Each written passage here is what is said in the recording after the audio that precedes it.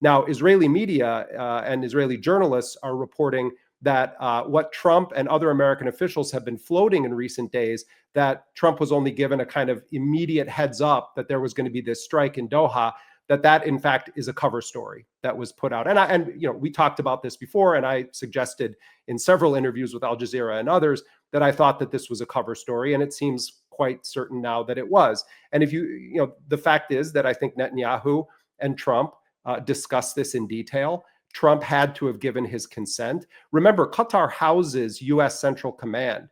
It is one of the most important territories that the U.S. has a military facility on for all of its operations in the Middle East.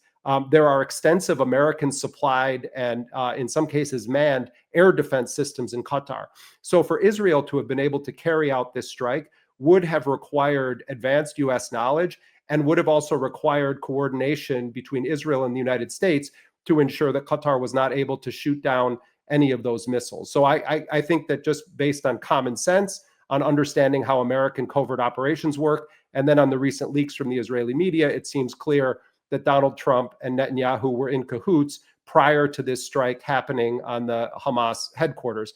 My understanding from speaking to Palestinians who have been in touch with senior leaders from Hamas in recent days, mind you, these guys are in right now a communication vacuum for security reasons. There have been some posts from people who were targeted in that strike, but in general, they are operating under a new set of rules, some of which have been imposed by Qatar, and others are basic Hamas security infrastructure and how they respond to these. But basically, they tried to assassinate Khalil al-Hayya, who is the political leader externally of Hamas right now. He's the lead negotiator. Bassem Naim, who drop site, we often do interviews with him and have featured him in a lot of our articles. We've interviewed him by video. He also has emerged as an important negotiator in this. He was one of the key figures that dealt with Americans, Adam Bowler and others, when there were direct talks. Ghazi Hamad, who is a Hamas official that has reemerged as an important figure when the discussions have been in Egypt rather than in Qatar, and other officials. Now, they failed, we understand, to kill any senior Hamas leaders or any members of the negotiating team.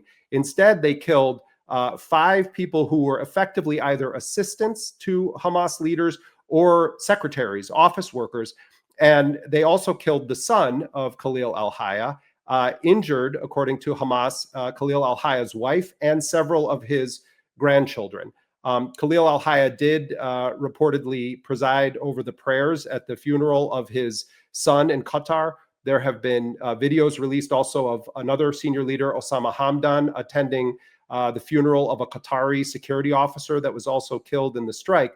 But what's clear is that the United States and Israel very clearly believed that they wanted to ratchet up the pressure and to try to assassinate Hamas leaders. That failed, but they did kill a number of other people. And I think that what we're seeing now with Marco Rubio going to Qatar is part of the U.S. cover story, but also the United States wants to sort of have it both ways. They want to be able to, on the one hand, allow Israel to strike whenever and wherever it wants in the Middle East, but Trump wants to preserve this U.S. agreement with Qatar, wants to preserve this U.S. colonial base that is a sort of fist that the United States has placed against the region in the form of Central Command in Qatar.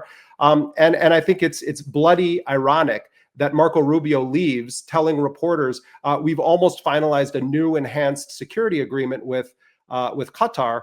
And I think the Qataris are very well aware that this is all nonsense, the idea that the United States was not aware of this.